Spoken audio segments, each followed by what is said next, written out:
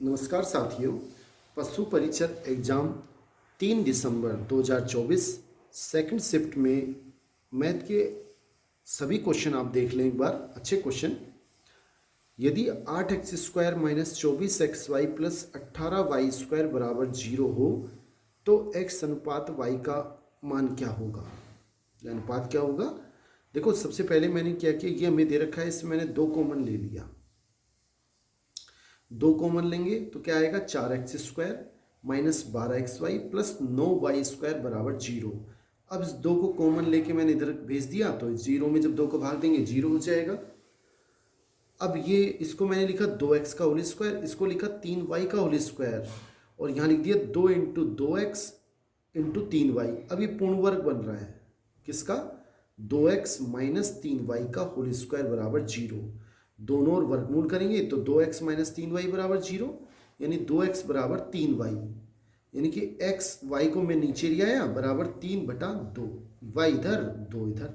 आप गुणा करके देख लें वापस ऊपर वाला आ रहा है कि नहीं आ रहा। 2x 3y आ गया, यानी कि 3:2 हमारा सही आंसर है बी। नेक्स्ट क्वेश्चन देखते हैं साथियों। अब दूसरा क्वेश्चन इस प्रकार है कि x व y की वर्तमान आयु का अनुपात 3:2 है। मैंने मान ली x की वर्तमान आयु a, y की वर्तमान आयु b। अब a और b का अनुपात दे रखा है 3/2। ठीक है, इसका मतलब 2a = 3b और a का मान हो जाएगा 3b/2। अब हमसे कह रहा है 6 वर्ष पूर्व, यानी कि आज से 6 साल पहले, वर्तमान से 6 साल पहले, तो a माइनस 6 हो जाएगी उसकी आयु, और y की आयु हो जाएगी b माइनस 6। उसका अनुपात 5/3 है। तो इसको इससे गुणा किया, कितना आएगा, 3a माइनस 18।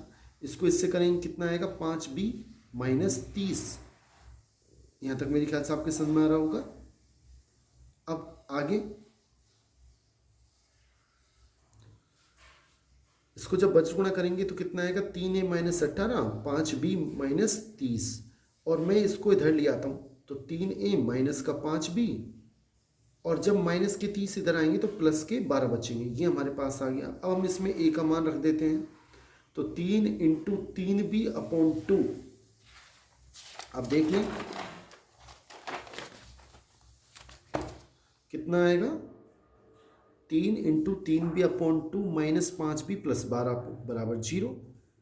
अब मैं इन दोनों को इधर ले जाता हूँ तो प्लस के 5b माइनस के 12, इसके नीचे कुछ नहीं तो 1 लगा दिया। 3 3 9, वज्र गुणा करेंगे 9b बराबर, इसको इससे गुणा करेंगे 10b माइनस 24। 24 को मैं इधर लिया है, 9b को इधर ले गया तो b बचेगा, b बराबर 24। और a का मान ये था, जब b का मान इसमें 24 रखेंगे तो a का मान आ जाएगा 36। हमसे पूछा है इन दोनों का योगफल, तो उसका आंसर होगा 60। ये हमारा सही आंसर है। नेक्स्ट क्वेश्चन देखते हैं साथियों। नेक्स्ट क्वेश्चन इस प्रकार है कि x का 1/2 बराबर y का 3/5, यानी कि 5 को जब इससे ऊपर यूं गुणा करेंगे तो 5 एकम 5, 5x, 3 दूनी 6 y, x/y क्या हो जाएगा, इसको इसके नीचे लिख दिया, 6 को इसके नीचे। आप बच गुणा करके देख रहे हैं वापस वही आ रहा है, नहीं आ रहा, 5x बराबर 6y आ रहा है। तो x अनुपात y कितना आ गया, 6:5। अब x कोमा y से कितना प्रतिशत अधिक है? अगर आप अनुपात देखें, 1 अधिक है, और किससे, y से। तो y का मान कितना है इसमें, 5 इंटू 100 भाग दोगे तो 20% अधिक है, यानी कि b हमारा बिल्कुल सही आंसर है। नेक्स्ट क्वेश्चन देखते हैं साथियों। बहुत अच्छा क्वेश्चन। 10 वस्तुओं का विक्रय मूल्य 12 वस्तुओं के क्रय मूल्य के बराबर है, तो इसमें अपन को इस लेन देन में कितनी % लाभ अथवा हानि होगी?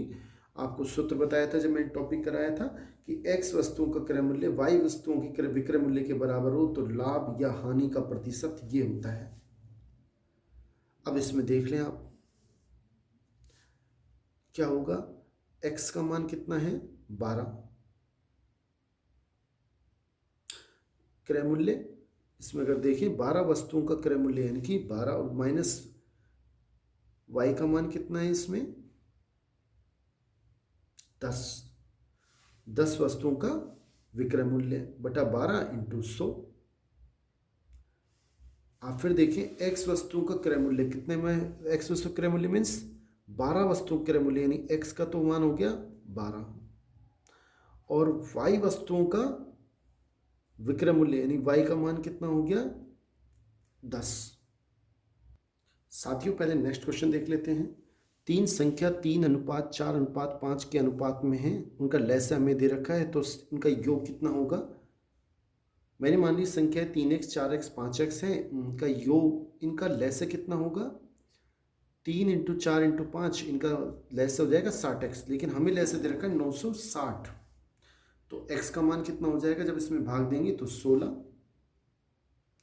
अब हमसे इन तीनों संख्याओं का योगफल पूछ रहा है, 3x 4x 5x, ये हो गया 12x और 12 × x का मान है 16 मीन्स 192, सही आंसर है बी। नेक्स्ट क्वेश्चन देख लेते हैं। साथियों नेक्स्ट क्वेश्चन है 13 के प्रथम 11 गुणजों का औसत क्या है। ये 13 के प्रथम 11 गुणज हो गए, मैंने इसको 13 कॉमन ले लिया, 13 × 13 13 × 26 13 × 39, इस तरह से इनका औसत यानी 13 ये 11 तक बटा 11,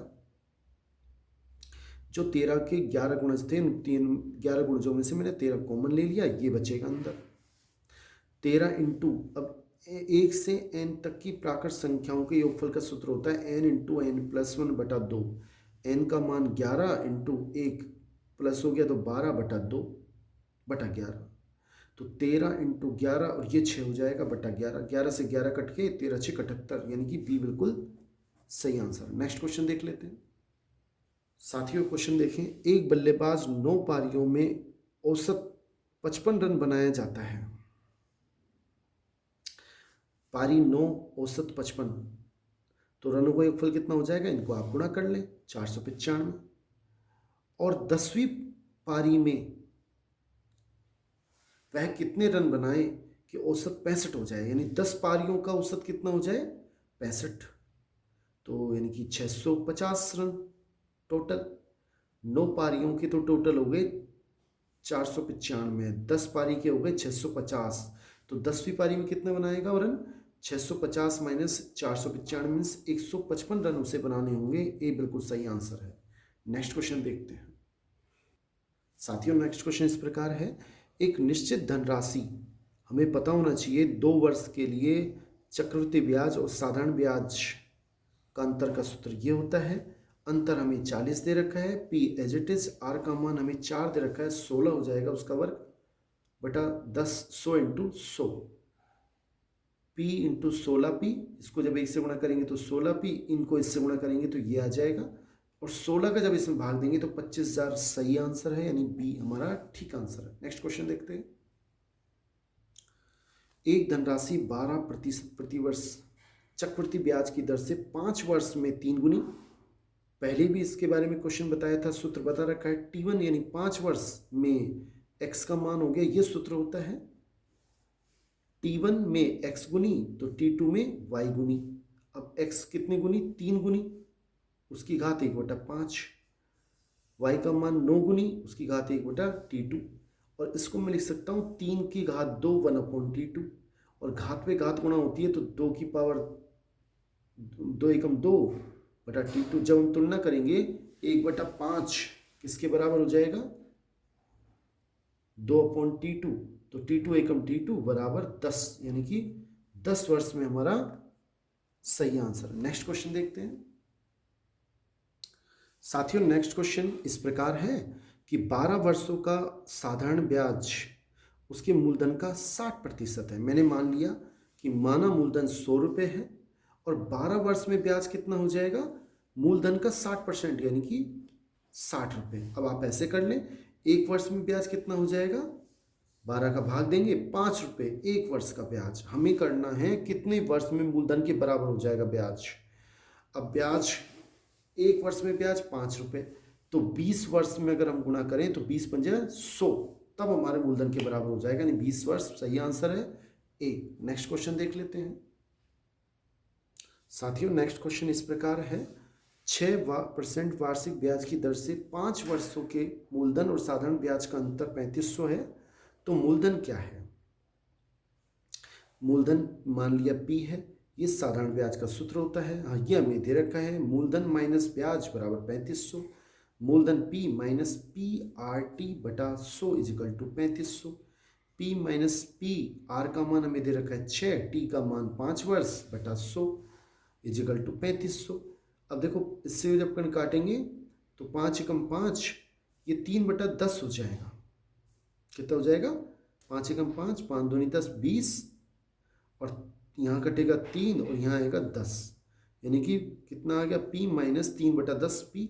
जब इसको सोल्व करेंगे तो P का मान 5000 आएगा, यानी कि हमारा सही आंसर C है। नेक्स्ट क्वेश्चन देख लेते हैं साथियों। नेक्स्ट क्वेश्चन इस प्रकार है, एक दुकानदार एक वस्तु का मूल्य अंकित करता है। मैंने मान लिया अंकित कितना करता है? जो कि उसके क्रय मूल्य से 20% अधिक है। मैंने मान लिया क्रय मूल्य 100 है, तो अंकित मूल्य कितना हो जाएगा? 120, और वह उस वस्तु को 15% छूट पर बेच देता है। अंकित मूल्य 120 का 15% छूट देता है, तो कितना बचा? 85% पे वो बेचता है, यानी कि 102 रुपये में बेचेगा। अब उसे लाभ हुआ या हानि? लाभ होगा। क्रय मूल्य 100, कितने रुपए का? 2 का लाभ, क्रय मूल्य 100 इंटू 100। प्रतिशत निकालने के लिए कट के 2%, मतलब बी हमारा बिल्कुल सही आंसर है। नेक्स्ट क्वेश्चन देखते हैं साथियों। नेक्स्ट क्वेश्चन इस प्रकार है, एक कक्षा में 40% लड़कियां और 60% लड़के हैं। मैंने मान लिया कक्षा में कुल 100 हैं, लड़के कितने हो गए? 60, लड़कियां कितनी हो गई? 40। अब इन दोनों में आप देखें लड़के कितने अधिक हैं? 20 अधिक है, तो लड़के कितने हैं? 60। और अगर लड़कियों से 7 अधिक हैं तो लड़के कितने होंगे? 60/20 इंटू 7, यानी कि 21 सही आंसर आएगा। सी बिल्कुल सही आंसर है। नेक्स्ट क्वेश्चन देखते हैं साथियों। नेक्स्ट क्वेश्चन इस प्रकार है, लगातार 9 प्राकृतिक संख्याओं का औसत ए है, तो उन 9 संख्याओं में से 5 सबसे बड़ी संख्याओं का औसत क्या होगा? आप इसको ऐसे कर लें कि मैंने मान ली 9 लगातार जो संख्याएं वो 1 से लेकर 9 तक हैं, और उनका औसत हमें ए दे रखा है, यानी कि 1 से 9 तक की संख्याओं का योगफल बटा 9। इनका योगफल करेंगे 45/9, यानी कि ए का मान है 5। अब 5 बड़ी संख्याओं का औसत निकालना है, तो 5 + 6 + 7 + 8 + 9 बटा 5 संख्याएं हैं। इनको जोड़ोगे तो 35/5 यानी 7 आएगा। और 7 को मैं लिख सकता हूँ 5 + 2, और ए का मान कितना है? 5, तो 5 के स्थान पे ए लिख दिया, +2, यानी ए + 2 हमारा बिल्कुल सही आंसर है, यानी कि सी बिल्कुल सही आंसर। नेक्स्ट क्वेश्चन देख लेते हैं साथियों। नेक्स्ट क्वेश्चन इस प्रकार है कि 4800 रुपये की रकम है, और उसमें कह रहा है ए को बी का 40% अधिक, यानी 140/100, और हम इसमें काटें तो 0 से 0 कट गया, 7/5, यानी A/B का मान आ गया 7/5। इसी प्रकार सी बी का 20% कम है, यानी 80% है।